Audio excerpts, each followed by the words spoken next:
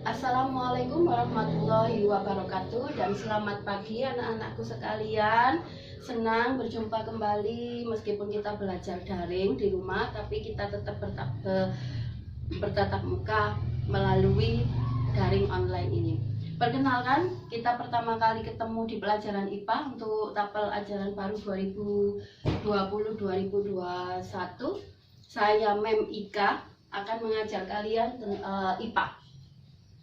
Oke, di pertemuan pertama kali ini kita akan belajar mengenai penyelidikan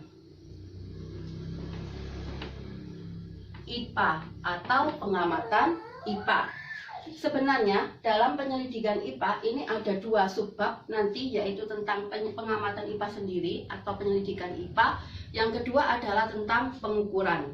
Tapi yang pertama kita bahas di sini adalah tentang bab penyelidikan atau pengamatan IPA tentang objek sederhana. Ya, anak-anakku, seperti yang kita ketahui bahwa di dunia ini kan sedang mengalami yang namanya pandemi corona, pandemi virus, pandemi COVID-19. Ya. Sekarang para ilmuwan, para dokter, para saintifik berlomba-lomba untuk berusaha untuk menemukan yang namanya vaksin corona.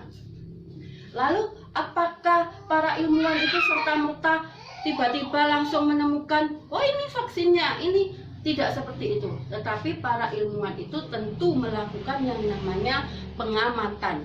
Dari mana pengamatan itu dilakukan? Pengamatan itu dilakukan dengan cara mengambil sampel. Misalkan ada orang yang terkena infeksi virus corona. Jadi sampel darah orang yang terkena corona itu pasti akan diambil, kemudian dijadikan sampel penelitian. Dengan cara mengamati, ya, mengobservasi, kemudian melakukan eksperimen, ya, melakukan uji tarik data, hipotesis, sampai nanti pada kesimpulan bahwa oh ini sudah bisa digunakan untuk manusia. Jadi melalui tahapan-tahapan saintifik, melalui tahapan yang namanya metode ilmiah.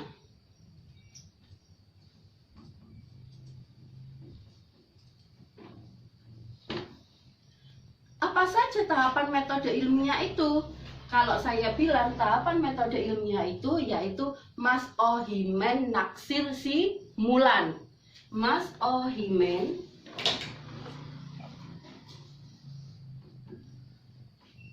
naksir simulan. Loh, apa Mas Ohimen naksir simulan? Lah, ini adalah jembatan keledai yang kalian nanti bisa menghafalnya dengan mudah. Mas Ohimen naksir simulan. Mas ini adalah masalah. Ini ya, masalah. Ini urutan metode ilmiahnya, yaitu. Yang kedua adalah observasi.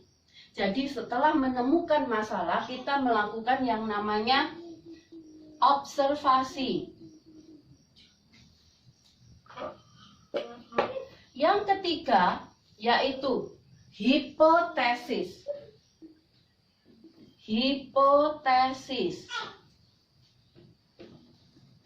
Yang keempat yaitu eksperimen. Ini adalah eksperimen. Yang kelima naksirnya apa? Naksirnya ini hanya untuk kita cara mudah menghafal ya. Hasil. Mulan, ini adalah kesimpulan. Ini kita bahas satu-satu ya. Jadi saya ulangi kembali, penyelidikan IPA atau pengamatan IPA ini ada metode ilmiahnya. Metode ilmiahnya ini terdiri dari masalah, observasi, hipotesis, eksperimen, hasil, dan kesimpulan. Jadi kalau disingkat jadi mas ohimen naksir simulan. Sekarang kita bahas satu-satu. Masalah. Saya kasih contoh. Di lingkungan sekitar rumah saya ada banyak yang namanya pohon keres. Tahu pohon keres kan ya? Pohon keres. Pohon keres itu kan buahnya selalu lebat. Ya, buahnya selalu lebat, kecil-kecil. Dan itu kalau tidak kita ambil pasti akan jatuh-jatuh, busuk, kemudian tidak bisa dimanfaatkan. Kemudian saya melihat itu pohon keres kok banyak sekali. Tidak ada yang mengambil, kemudian jadi busuk. Nah, ini merupakan suatu masalah. Ya, suatu masalah. Oh, itu masalahnya adalah tidak ada yang mengambil, kemudian busuk. Setelah itu kita melakukan observasi. Kita melakukan observasi, pengamatan. Kalau misalkan buah-buah keres itu yang tidak diambili kemudian lama-lama jadi busuk. Kalau misalkan saya punya ide, bagaimana ya kalau misalkan buah keres itu saya manfaatkan menjadi sirup keres misalkan. Atau misalkan dibuat selai keres misalkan. Atau misalkan menjadi kerupuk keres misalkan seperti itu. Oh, saya melihat ada masalah keres itu tidak dimanfaatkan, berbuahnya lebat, setiap kali berbuah selalu banyak, jatuh-jatuh sehingga busuk, tidak ada yang makan, tidak bisa dimanfaatkan. Kemudian saya punya ide karena ada masalah itu, saya melakukan observasi, kemudian saya buat, oh bagaimana kalau keres itu saya buat sirup keres. Oke, saya menemukan judul bahwa sirup keres. Ya. Kemudian kita melakukan yang namanya studi pustaka, mencari literatur di internet, di buku, di mana-mana kita mencari pustaka, studi pustaka, observasi, studi pustaka. Kemudian kita menentukan hipotesis. Apakah keres itu bisa dimanfaatkan menjadi sirup?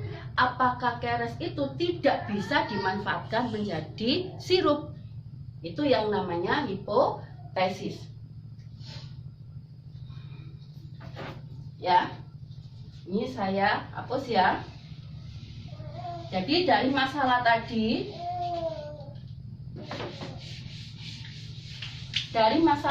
saya menemukan masalah ya. Masalah tadi adalah banyak keres. Ceres atau nama latin ya, ceres ya, Muntingia calabora.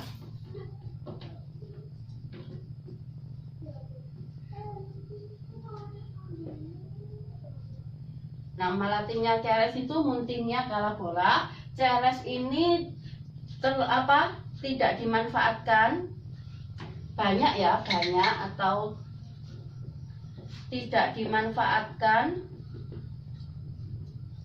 sehingga busuk masalahnya.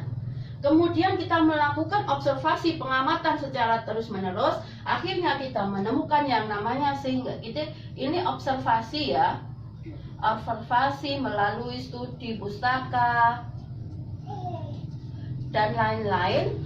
Kemudian kita nanti menemukan yang namanya judul, sehingga menemukan judul. Saya hapus ini ya. Sehingga terjadilah penemuan judul yang namanya pemanfaatan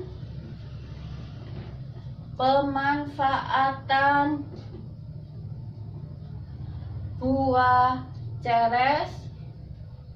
Sini ya. Muntingia calabora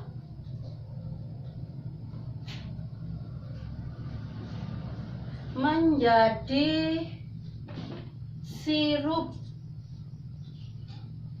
ceres yang bergizi. Nah, kita menemukan sebuah judul. Kalau kita sudah menemukan sebuah judul, maka kita harus menentukan hipotesisnya. Ya, loh, hipotesisnya apa? Hipotesis itu dugaan sementara. Hipotesis adalah dugaan sementara. Ada diterima dan ditolak. Kita harus membuat dua. Ya, misalkan karena judulnya pemanfaatan buah seres menjadi sirup seres yang bergizi. Hipotesisnya apa? Dugaan sementara kita bahwa buah seres bisa dibuat menjadi sirup. Yang ditolak adalah buah seres tidak bisa dibuat menjadi sirup. Kalau diterima, ini adalah contohnya, hipotesis yang diterima adalah buah seres itu bisa dijadikan menjadi sirup. Yang ditolak ini adalah buah seres tidak bisa digunakan menjadi sirup. Nah, untuk membuktikan hipotesis yang sudah kita ambil ini, barulah kita membuat yang namanya eksperimen, penelitian. Ya, penelitian, eksperimen. Loh, kenapa kita harus melakukan penelitian? Karena harus membuktikan. Membuktikan apa? Membuktikan yang namanya hipotesis. Kalau misalkan eksperimenmu ini ternyata buah seresnya itu bisa digunakan menjadi sirup, maka hipotesismu diterima. Saya ulangi, ketika kamu membuat hipotesis harus dibuktikan dengan yang namanya eksperimen, ya. Eksperimen untuk membuktikan hipotesis, jika pemanfaatan buah seres ini menjadi sirup ini ternyata berhasil, maka diterima. Tapi kalau buah seres ini ternyata tidak bisa digunakan menjadi sirup, maka dia ditolak hipotesisnya. Ini, ya. Setelah kamu melakukan eksperimen, maka langkah berikutnya adalah membuat hasil atau pembahasan.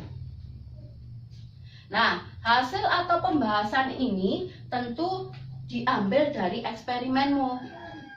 Hasilnya bagaimana? Hasilnya, setelah melakukan pembahasan terhadap eksperimen, maka kamu menarik kesimpulan. Tentunya eksperimen ini juga harus diuji cobakan ya. Kalau dalam bentuk sirup seperti ini, oh ternyata sirupnya enak, bergizi dan lain-lain. Kesimpulan, oh ternyata bahwa dari hasil langkah-langkah ini yang sudah saya lakukan, penelitian ini, kesimpulannya bahwa buah seres bisa digunakan sebagai sirup yang bergizi.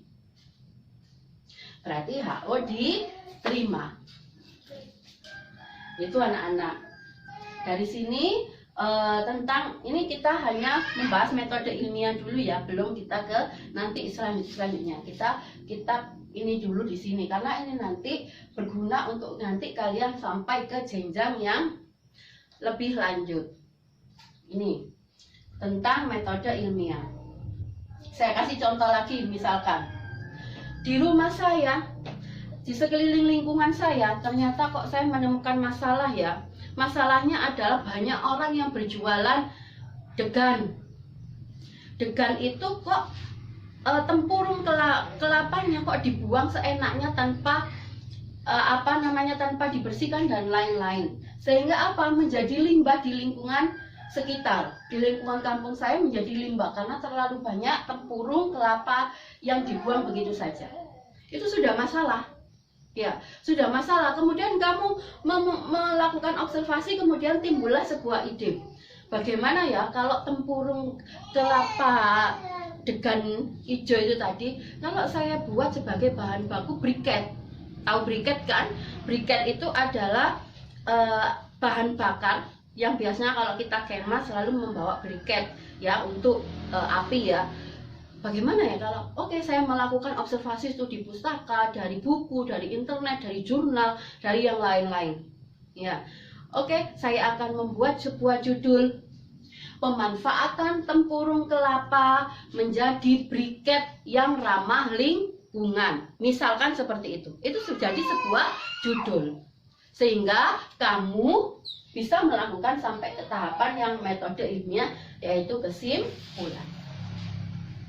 Ini anak-anak ya, ini tentang materi pertama subbab penyelidikan IPA. Dari apa yang saya jelaskan ini, saya kepingin kalian menemukan sebuah masalah dan sehingga membentuk menjadi judul sampai hipotesis.